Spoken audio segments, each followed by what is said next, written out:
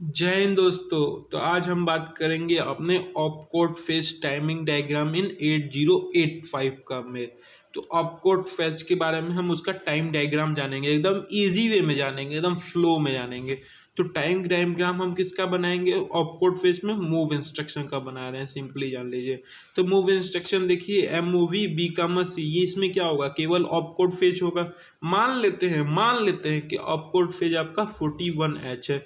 तो 14 1H को मान लेते हैं उसका एड्रेस लाइन 1000 में हमारा स्टोर कर रहा है। ये डेटा रहा, ये एड्रेस रहा, हम इसको स्टोर किए हैं। तो यहाँ पे आप देख सकते हैं। अब उसको हमको क्या बनाना है? अब हमको इसका मेमोरी टाइम डायग्राम बनाना है। तो हमारा जो मूव B, है वो एग्जीक्यूट बताया था आपको केवल ऑपकोड फेच ही करेगा, क्योंकि इसमें कुछ मेमोरी रीड वाला कॉन्सेप्ट ही नहीं है, ना मेमोरी राइट वाला है, क्योंकि हमारा सिंपली मूव हमारा B, है। एक रजिस्टर से दूसरे रजिस्टर में वैल्यू बस डालना है, कोई चीज़ यहाँ पे पहले से वो जैसे डिकोड नहीं करना है। तो ये हमारा मान लेते हैं कि यहाँ पे हमारा जो एग्जीक्यूशन हो गया, तो बी में हमारा 24 वैल्यू आ गया। यहाँ पे देख सकते हैं, मान लीजिए माइक्रो प्रोसेसर में 1000H हम प्रोग्राम काउंटर फिक्स किए, तो हमारा जो नेक्स्ट वैल्यू आना था वो हमारा 24 आ गया। तो हमारा वही सी का वैल्यू 24 हमारा बी में आ जाएगा। तो वही हमारा यहाँ पे लिखा है कि आफ्टर एग्जीक्यूशन हमारा वैल्यू कितना हो गया? 24। अब इसका हम देखते हैं पूरा टोटल टाइम डायग्राम। देखते हैं। तो देखिए यहाँ पर हम हमारा ऑपकोड फेज में कितने स्टेट होते हैं? पहले हमको जो हमारे ऑपकोड फेज में हमारे 4 T स्टेट होते हैं। पहला T1 स्टेट, दूसरा T2 स्टेज, तीसरा T3 स्टेज और उसके बाद हमारा T4 स्टेज। तो क्लॉक पल्स पहले आप बना लेंगे सिंपली। देखिए यहाँ पे इसमें तो कुछ लॉजिक है नहीं, क्लॉक पल्स आप बना लिए। फिर हमारा इसमें जो डेटा होता है वो 8 एड्रेस हमारा जो होता है वो A8 से A15, क्योंकि ये हमारा 16 बीट है। तो इसमें हमको पहले डिज़ाइन करना होता है A8 से A15 को, डेटा हमको उसमें क्या करना होता है, उसमें पहले उसको इंसर्ट करना होता है। तो A8 से A15 हम यहाँ पे ये क्रॉस क्यों करते हैं कि मान लेते हैं हमारा कोई भी प्रीवियस में कुछ वैल्यू नहीं है, होगा भी तो वो कैंसिल हो गया होगा। तो यहाँ पे आप देख सकते हैं उसको एकदम हाई कर दिए, क्योंकि हमारा जो A8 और A15 फिर से एड्रेस A8 में हमारा होता है वो हमारा हायर एड्रेस होता है।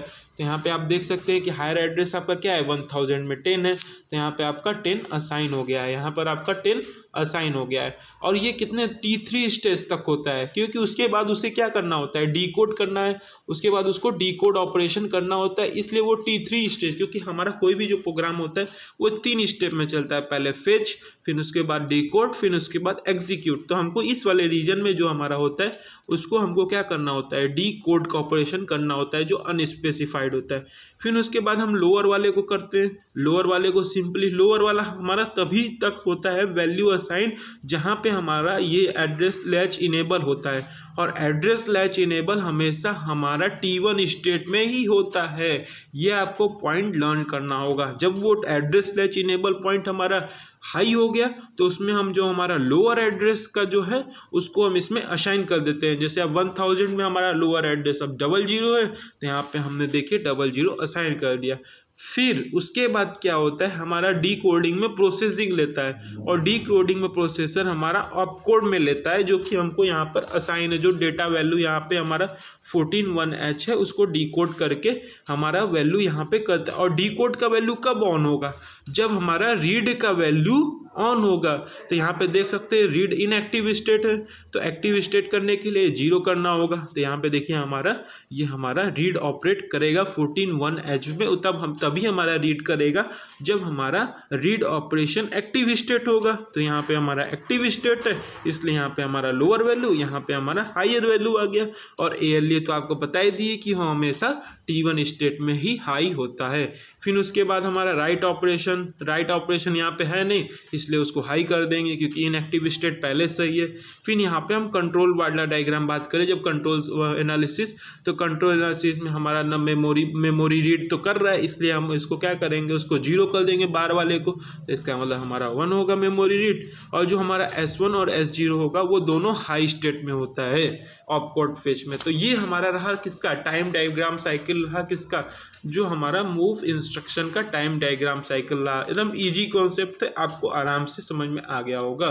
थैंक यू, जय हिंद।